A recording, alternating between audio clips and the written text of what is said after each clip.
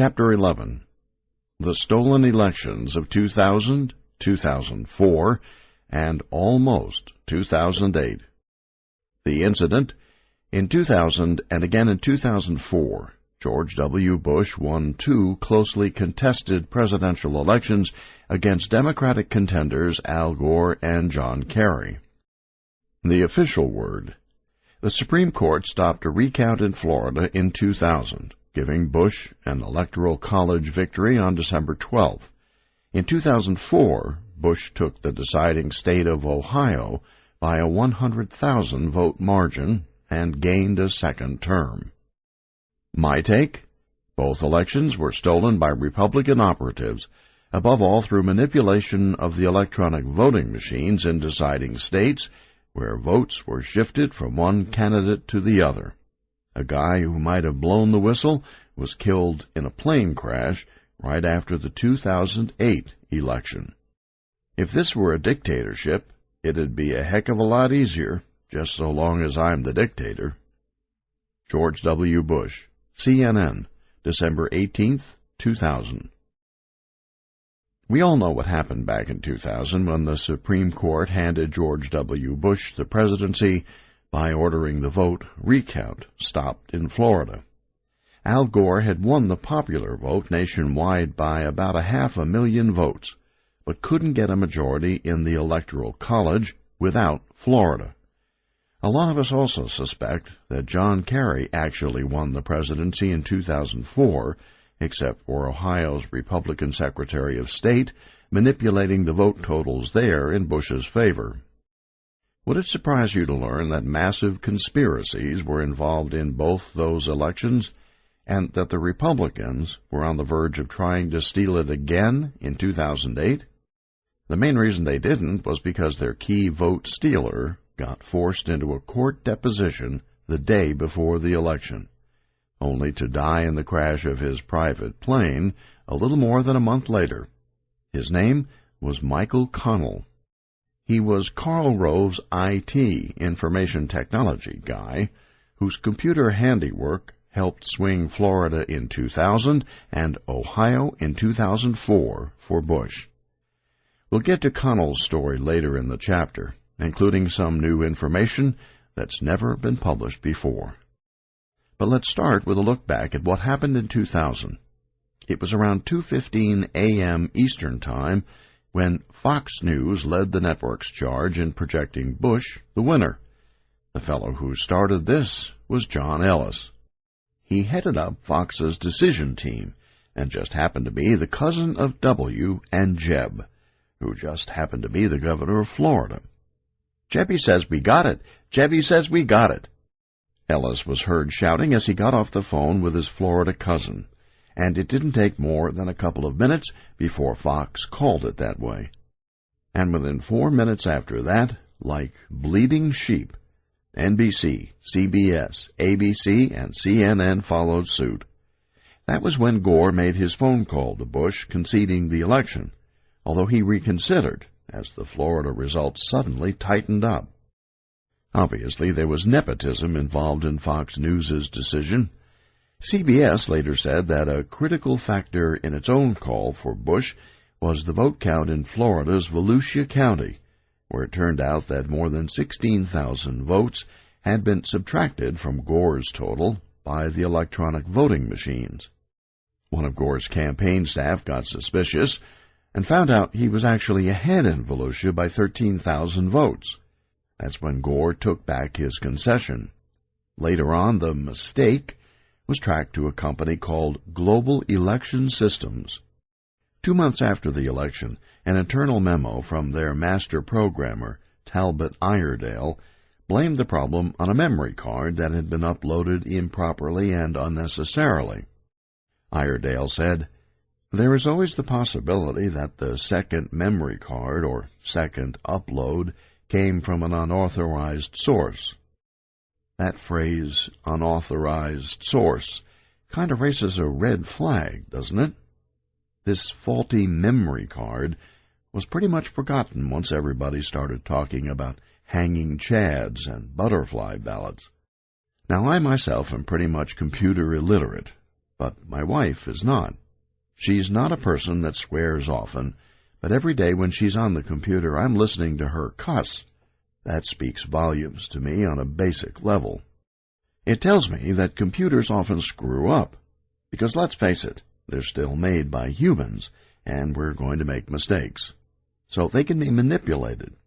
When you see all the identity fraud that goes on today, how easy would it be to create voter fraud? It's ripe. I believe all votes should still be paper ballots and hand-counted.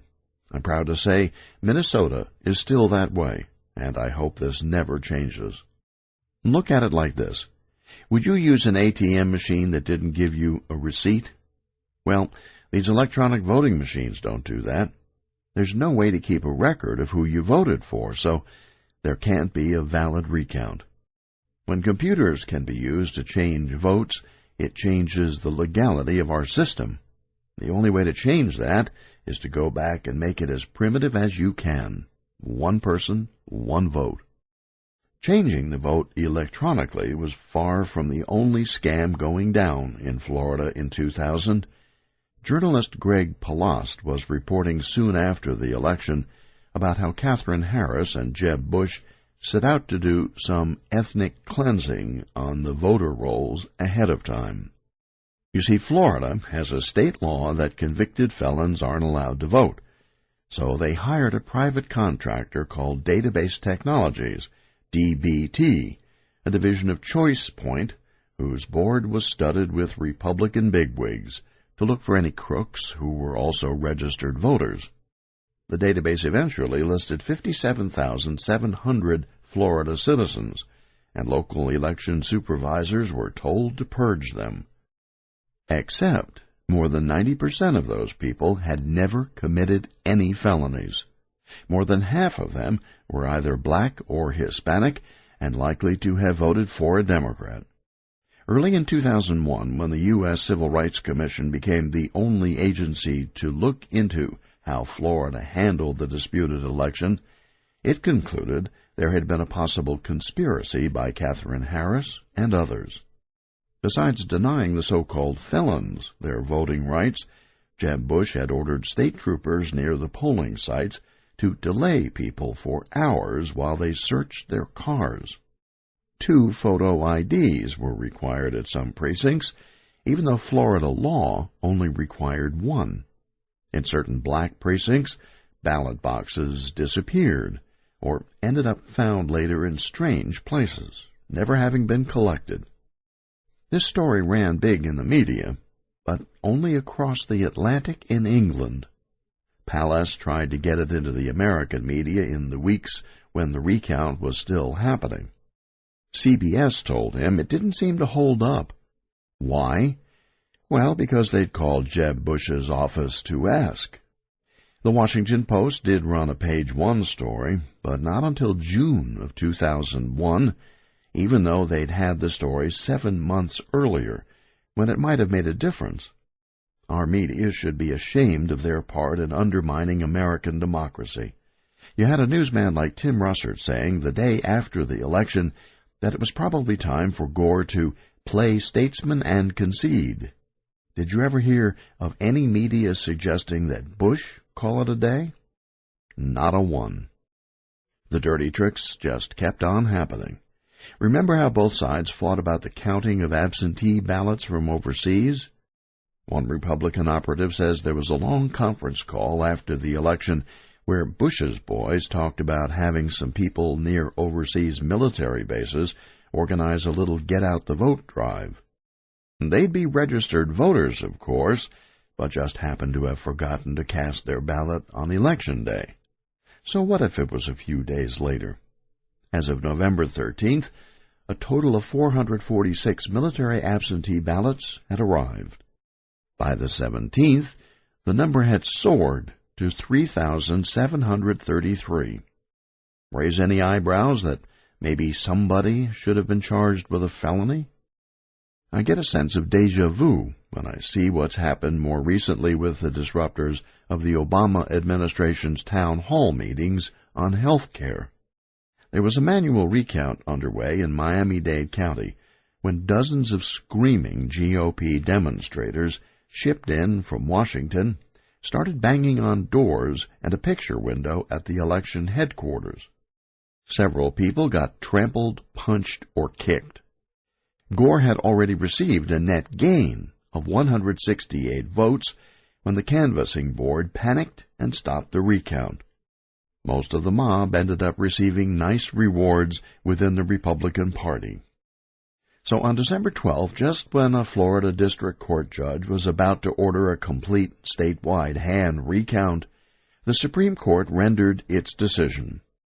Justice Anthony Scalia said he thought that to keep on counting would threaten irreparable harm to the petitioner, Bush, and to the country by casting a cloud upon what he claims to be the legality of his decision. What legality? I have never understood what precedents the Supreme Court used in doing this. You had a branch of federal government stepping in and interfering with what should be completely a states' rights issue. The Fed should have no dog in the fight. I agree with Vince Bugliosi, who wrote that the justices who did this should be put in jail for overstepping their bounds. After it was too late, the Washington Post published a piece about how if all the votes had been recounted in all 67 counties, Gore would probably have been in the White House. A study cited by CBS and AP, conducted by the University of Chicago, reported, under any standard that tabulated all disputed votes statewide, Gore erased Bush's advantage, and won by a narrow margin. Ho-hum, I guess the deal was already done. Of course, Gore won the national popular vote from the get-go. How can you get 500,000 more votes than the other guy and lose? The presidential is the only election where we allow that to happen. We should have gotten rid of the Electoral College long ago. It was fine back in the days when everybody was still on horseback. We now have cars and aeroplanes, and it's time to leave an antiquated system behind. Who's profiting from keeping it going? As a third-party guy, I was hoping 2004 would bring the opposite result. Bush would win the popular vote, and Kerry would take the electoral. Maybe that would have brought them to the table to abolish the whole thing. But 2004, it turned out, was even more blatant election theft than in 2000. The exit polls were predicting a huge victory for Kerry, but by late that night, somehow, Bush had taken a decisive lead and Kerry conceded on the day after. There is no evidence of vote theft or errors on a large scale, the New York Times informed us. The Washington Post called any talk of vote fraud conspiracy theories. Bull crap. For starters, here's what Robert F. Kennedy, Jr. later documented. Nearly half of the 6 million American voters living abroad never received their ballots, or received them too late to vote, after the Pentagon unaccountably shut down a state-of-the-art website used to file overseas registrations. A consulting firm called Sproul and Associates, which was hired by the Republican National Committee to register voters in 6 battleground states, was discovered shredding Democratic registrations. In New Mexico, which was decided by 5,988 votes, malfunctioning machines mysteriously failed to properly register a presidential vote on more than 20,000 ballots. Nationwide, according to the Federal Commission charged with implementing election reforms, as many as 1 million ballots were spoiled by faulty voting equipment, roughly 1 for every 100 cast. The electronic voting machines played an even bigger role in the 2004 election, with 36 million votes being cast on the touch-screen systems owned by 4 private companies that use their own proprietary software. 3 of those companies had close ties to the Republican Party.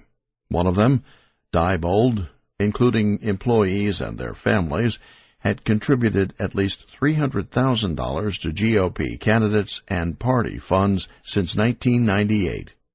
The company's CEO, Walden Odell, had gone so far in a fundraising email as to promise to deliver Ohio to Bush in '04.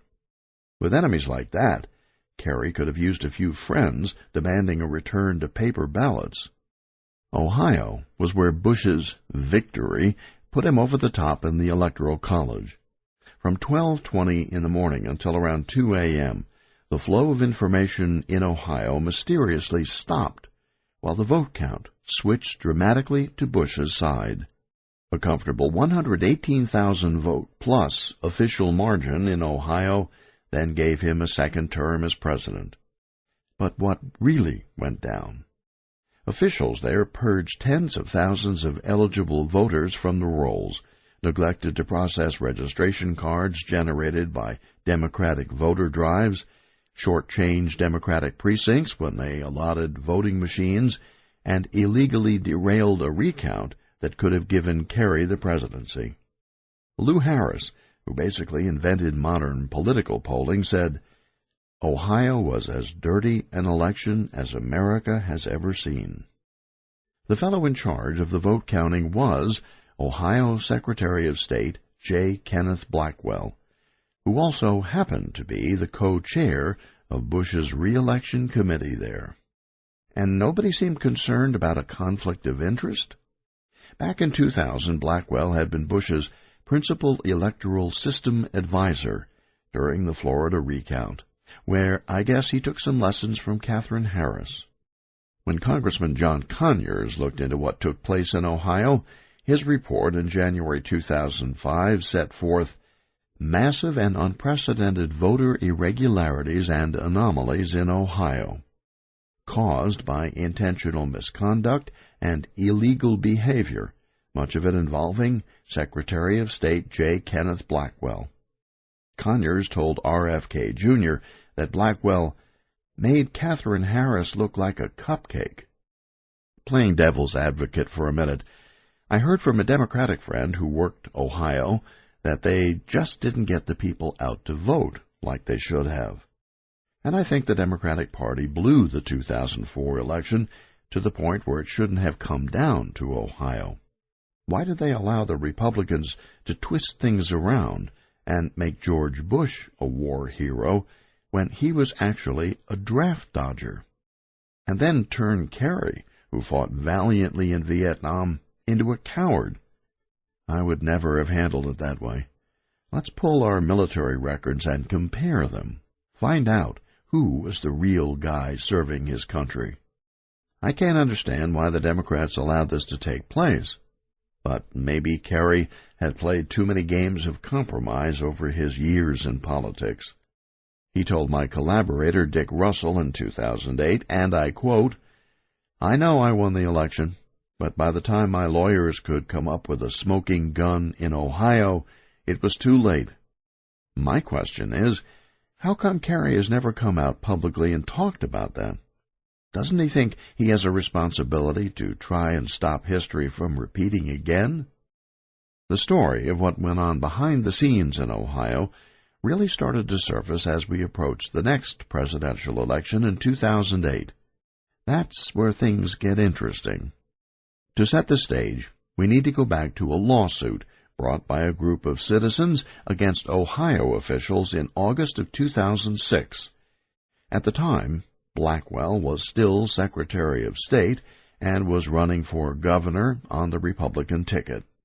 A well-known voting rights attorney named Cliff Arnbeck set out to charge Blackwell and his cronies with election fraud, vote dilution, vote suppression, recount fraud, and other violations. The judge in the case followed up with a court order that all ballot evidence relating to the 2004 election be preserved for another year, beyond the legally required 22 months, which was about to expire.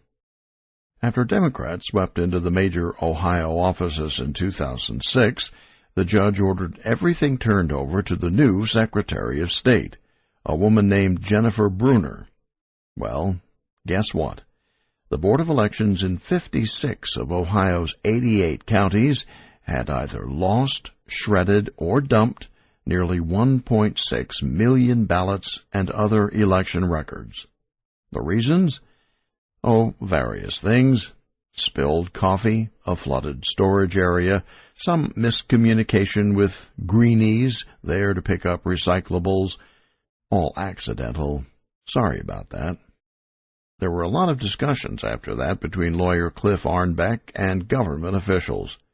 They talked about a settlement or grand jury investigation or Congress getting involved. Secretary of State Bruner wanted to focus on assuring the integrity of the next election rather than be distracted by the past. So Arnbeck agreed to narrow things to taking the deposition of one man, Michael Connell, who was Karl Rove's computer expert and lived in Akron, Ohio. A friend of Connell's named Stephen Spoonemore had already decided to go public. Arnbeck says Spoonemore is the best expert witness I've ever worked with, courageous and willing to take complex facts and circumstances and give you highly qualified, credible judgments. His friends call him Spoon, and he's an expert in electronic data security and what's called digital network architecture. He'd designed or consulted on computer systems for MasterCard, American Express, the State Department, and many more companies and government agencies. A registered Republican, Spoonemore was a staunch believer in the democratic process. Knowing plenty about how thieves could hack information, he'd been concerned about the prospects for fraud with electronic voting machines since the late 1990s. Spoonemore also happened to live in Ohio, and on election night 2004 was doing some monitoring when he began noticing trends in a number of Ohio counties where Kerry started out ahead, but then radically different totals ended up favoring Bush.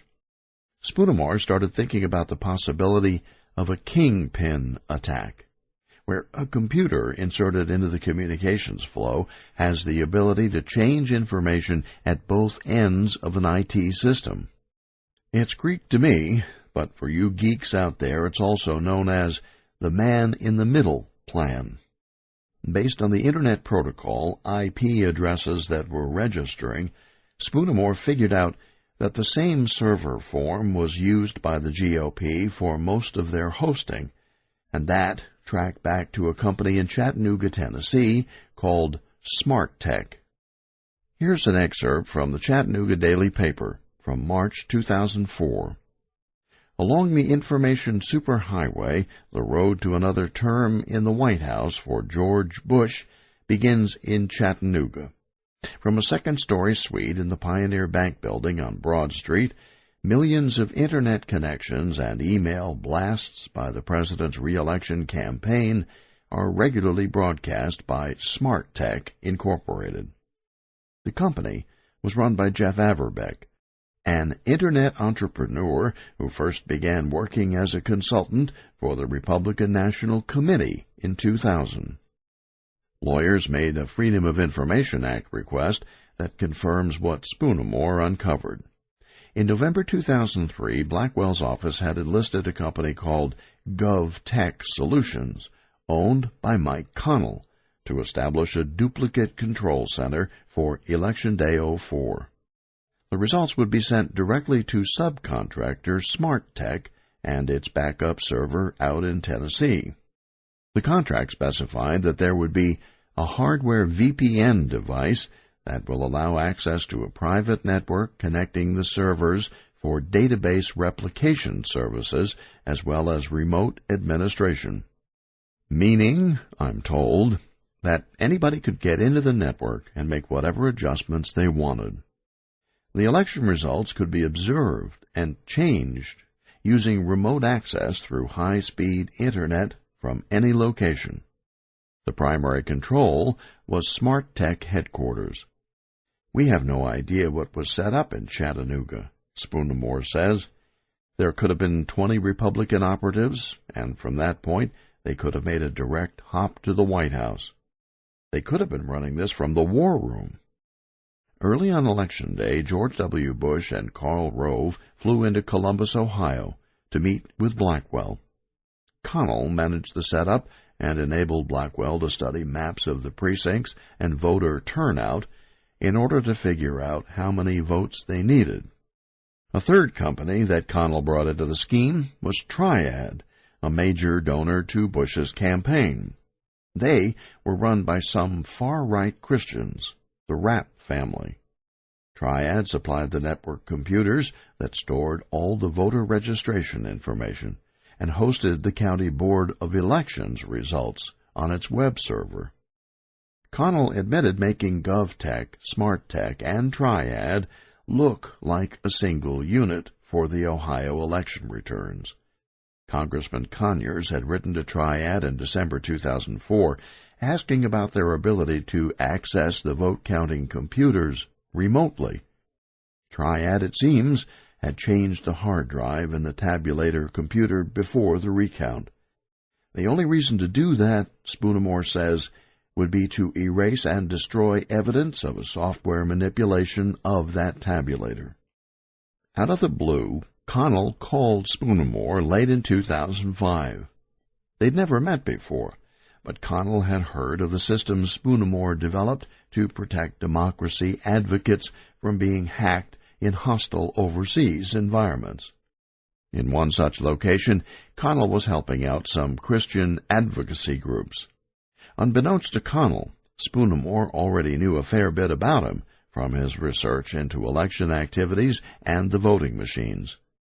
Connell had created websites for Jeb Bush's run for governor and for George W. in 2000. Connell's company got the first private contract to build and manage congressional email servers and firewalls. This gave him the ability and means to read documents and emails, copy data, and set up backdoors. Then he did the website for Blackwell's office in Ohio.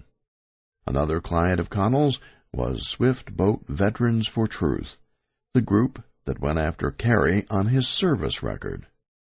Spoonamore told us Mike was a front-end guy who built websites and really sophisticated databases to track voters. The way computers actually function and talk to each other, he didn't have the expertise and would have to work with others like the guys at SmartTech. When he and Connell first met in Washington, Spoonamore didn't reveal his own interest in the electronic voting world. The two hit it off and started working together on a couple of unrelated overseas projects. Then, when they happened to be at the same conference in London, somebody pulled Connell aside to warn him that Spoonamore was an insane guy who opposes voting machines. Connell told Spoon, "You have some people who are really nervous about you." As they became friends, Spoonamore sensed that Connell was having second thoughts about what he'd been doing for the Republicans. Maybe you've followed some of the flap about all of those emails of Karl Rove's that somehow disappeared over time. Well, it was Connell who set up the site used by Rove for 95% of his email communication, known as gwb43.com. At the end of a private meeting in 2006, Connell asked Spoonamore what he knew about the complexity of trying to erase email. Spoon explained that in most cases it can't be done. Connell pointed in the direction of the White House a few blocks away, saying that he'd kind of been asked to look at a challenge, whether you could recover or get back emails. Spoonamore recalls, he was fishing around for what the steps might be. I said, "Mike, I'm involved in a lot of stuff to protect people's privacy and bank accounts, but I don't use those skills to destroy information. And I would encourage you to tell people to walk away from this, because 1, it doesn't work, and 2, the cover-up is always worse than the crime, Mike." With the 2008 election year coming up, Spoonamore decided to stop opposing things in the background and go very public. He approached Arnbeck's legal team in Ohio and offered himself as an expert witness. He also went to Connell. "I basically said, Mike, there's a lot of people you work with, and frankly, some of them I've worked with as well, and with some I still do, who treat democracy as a game, where if their side wins, it doesn't matter if you cheat. Mike, I don't think you're in that camp, but I do think you've worked very closely with some of the people who are.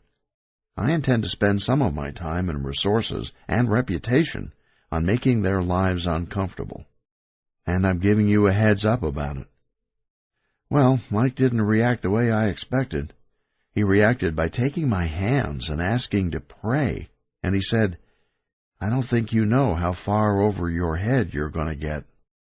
At that point, Spoonamore didn't know how involved Connell had been in the Florida 2000 situation. A guy named Roy Gales had been Connell's top computer expert for a long time. In the summer of 2000, Jeb Bush had appointed Gales as Florida's first Chief Information Officer, or Tech Czar, and gave him the authority to take over all of Florida's government computer systems, which included unrestricted access to all election reporting and tabulating computers used by Secretary of State Katherine Harris. Gales resigned in early September 2001 after being charged with grand theft in connection with a 1996 forgery. Learning more about this, Spoonamore invited Connell to breakfast. It went on for 5 hours. Spoonamore revealed he was going forward with attorneys, and I have no question it's going to end up in discovery on your desk. I hope we continue with our friendship, but there's a period of time when this is going to get ugly. Spoonamore described who he believed the guilty parties were, starting with Rove. "You're really good at this," he remembers Connell saying. Then Connell admitted he'd gone too far, and there were things he was ready to get off his chest. A meeting was arranged with Congressman Conyers' office. The memo prepared for the House Judiciary Committee said, "Well before the 2000 election, one of Connell's employees created a Trojan horse software application which, when installed on one computer, allows its remote control by another computer. Prior to the 2004 election in Ohio, Connell administered and developed important parts of the Secretary of State's computer network, including the election results reporting server systems. During the 2004 and 2006 elections, Connell routed the election results from the Ohio Secretary of State's office through Smart Tech servers in Chattanooga, Tennessee. Then, at the last minute, Spoon says Conyers' office dropped the ball. Mike was going to come forward and talk about everything he'd seen and been asked to do in regard to voting machines. I even had a senior priest, who he really respected and who he'd never lie in front of, agree to come with him. I have no idea what happened."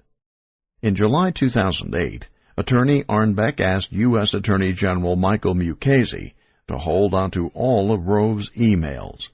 Rove was identified in the lawsuit as the principal perpetrator of a pattern of corrupt activity under the Ohio Corrupt Practices Act.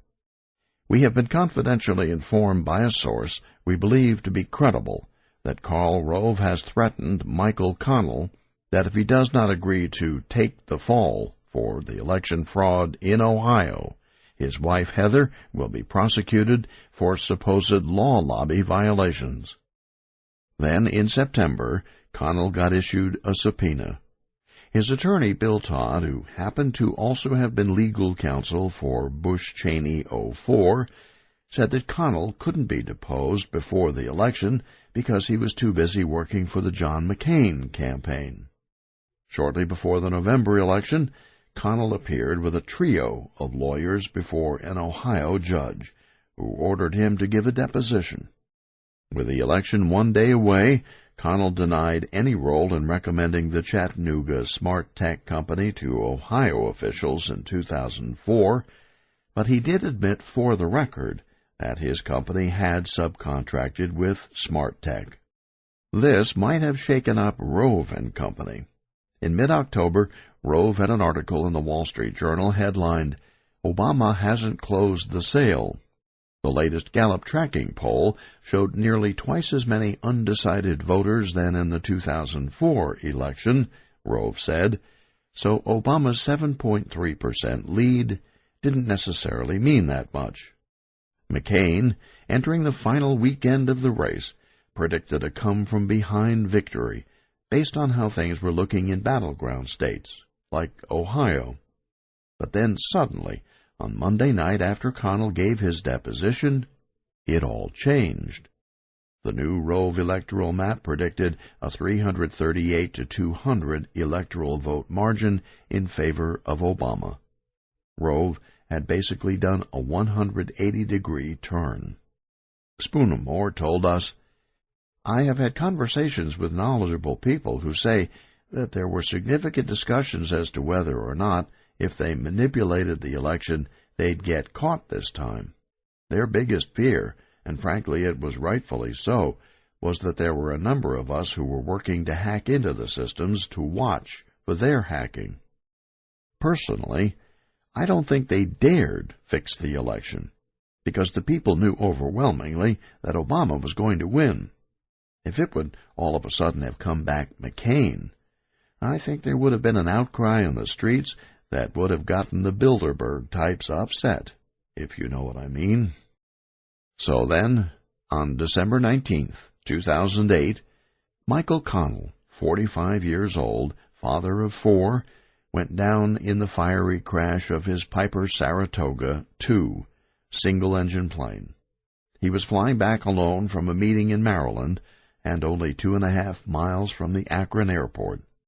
The airplane's right wing clipped a flagpole in the front yard of an empty house before it broke up and set fire to the garage. Connell was thrown out of the burning plane and died instantly.